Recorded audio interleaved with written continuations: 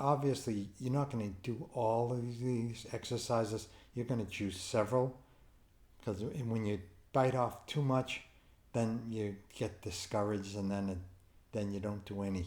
So with your therapist or doctor, choose some exercises that are relevant and hard hitting for you.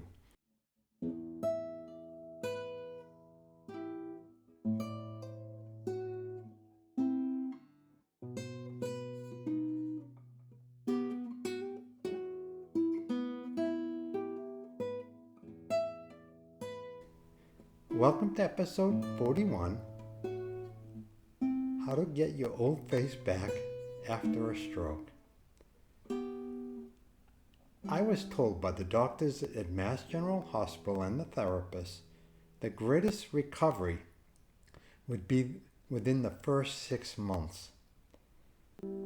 And some people make the mistake that a comment like that means, oh, it stops after 6 months. That can't be true. It is more than 20 plus years since my stroke, and I'm still making progress.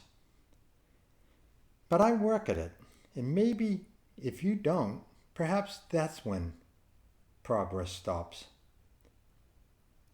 In any event, the therapist immediately got to work on my face, and I mean my facial muscles. Most people look to the face, especially when they first meet you. So it's key to not giving them the clue before you open your mouth,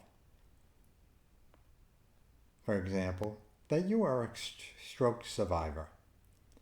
Frankly, it is good for the soul anyway, that you present your best foot forward. You want to get back whatever good looks you were given at birth or blessed with.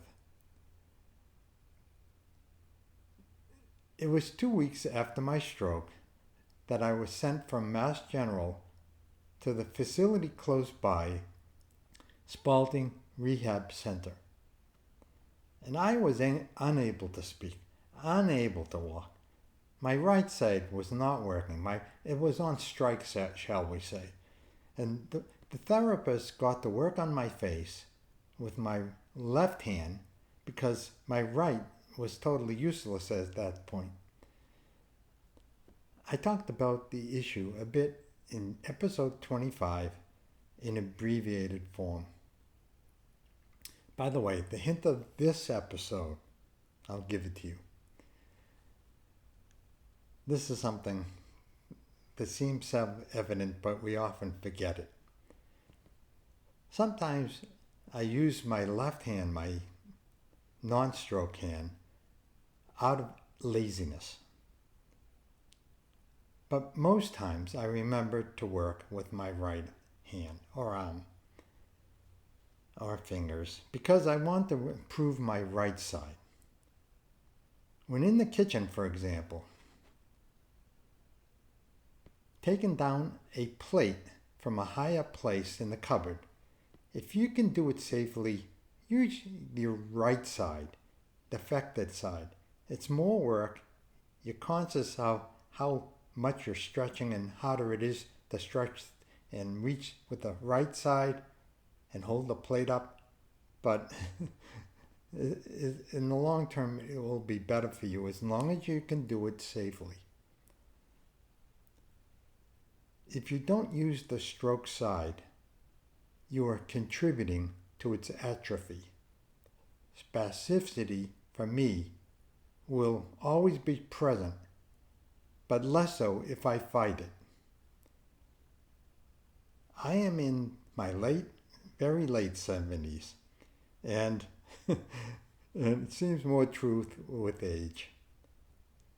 But back to the episode now. So I was, at this point, entirely bedridden.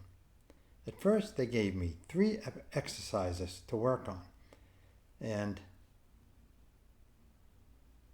at first, because I was still in the hospital and unable to move many parts of my body. And they used my left hand because my right, as I said, was on strike. So the first is massage the cheek. Rub the cheek in a circular direction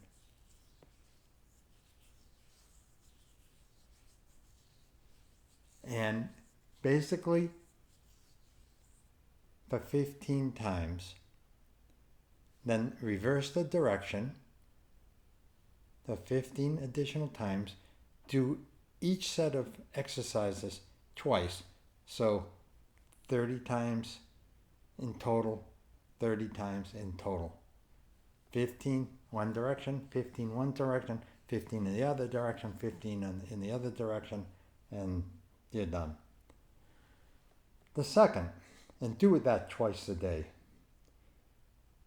I did much more because I was so panicked about how I looked.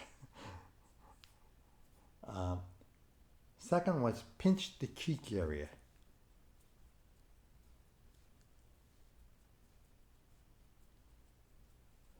Go around and pinch. And basically 15 times 15. So that's 30 times. The third, squint the eye and surrounding area muscles down to the mouth muscles. So therefore, you're doing a movement that involves all the movement. Not only the eye is squinted, but all muscles of the right side. And hold it for 5 seconds. Do that 15 times. And I would do it twice a day. No, I would do it more than that. But that's me. One of the good things about this exercise is all these exercises involving this area also reduces the amount of distortion in your mouth, so therefore you're drooling less. And that's a problem. Thank you for watching, and please like this video and subscribe to my channel so that the YouTube logarithm acknowledges me. So I want my word to go out to everyone that all hope is not lost. So spread my message of hope by subscribing. And plus you get full access to the videos I've done already in a simplified format. You can see them all. Okay.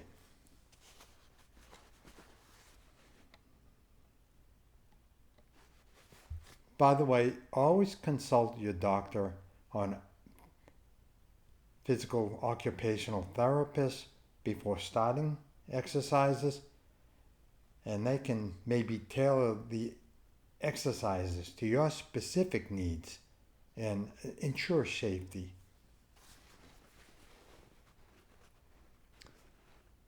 So I'm going to give you some commonly recommended exercises based on general guidance for stroke-related facial weakness and distortion. But again, these should be passed by a professional supervision. As I said, facial massage is one. Gently massage the area of your face with your fingers in circular motions to stimulate blood flow and relax muscles. Focus on your cheeks, and include your forehead if necessary, and around the mouth for 1 to 2 minutes daily. I would make it maybe when you can get it, do it twice a day. Eye exercises, blinking, if that's relevant. Slowly close both eyes. Hold for a second, then open. Repeat 10 to 15 times to improve eyelid control. Or add winking. Try winking the affected eye for 1 to 2 seconds. Do 5 reps or 5 to 10 reps per side that's affected. Or another exercise, the eyebrow raise. Raise both eyebrows as high as possible. Hold for 5 seconds, then relax. Repeat 10 times. Another category, mouth and lip exercises.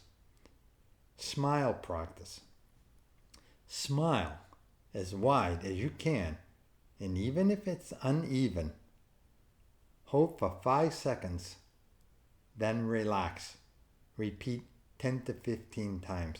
This is my smile is slowly getting normal, but it's still crooked in a little area on my right side. And you can probably see that. To improve it, you have to work at it. You won't get that way again naturally. Puckering. Pucker your lips like you're kissing. Hold for 5 seconds, then relax. And do maybe 10 reps. Or the cheek puff. Puff out both cheeks with air.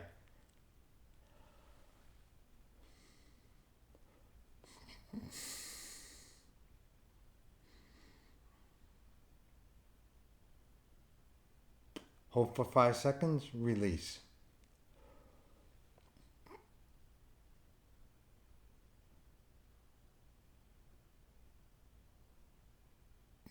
Repeat 10 times. The lip stretch.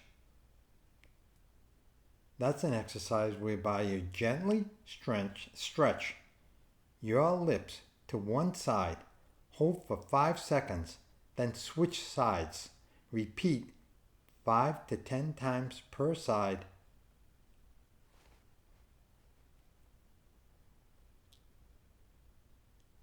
I would, in fact, emphasize more my right side, which is my stroke side, and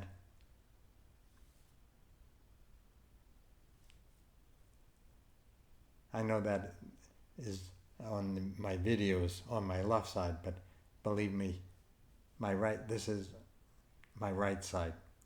And then jaw and cheek exercises. These are possible, and obviously you're not going to do all of these exercises. You're going to choose several, because when you bite off too much, then you get discouraged, and then you don't do any. So with your therapist or doctor, choose some exercises that are relevant and hard-hitting for you. Okay, jaw movement. Open your jaw or open your mouth as wide as comfortable and hold for 3 seconds. And then close. And then repeat 10 times. Or the cheek lift. This is where you try to lift the corners of your mouth upward, using your fingers to assist.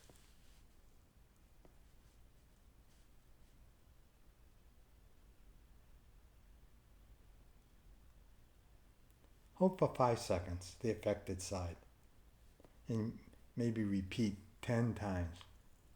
In other words, 50 seconds. Or voicing the vowel sounds. Many people after stroke have trouble. The vowels are A, E, I, O, U. Slowly exaggerating the mouth movements. And I have troubles with my mouth still, because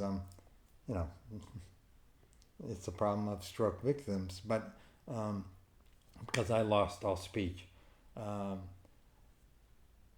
Repeat 10 times to engage various facial muscles. And that's very important when you enunciate things. And then you have trouble pronouncing certain words. That's very helpful to work on that. And then again, perform these exercises in front of a mirror to monitor your symmetry and progress so that you can really look at what you're doing and how others are looking at you also.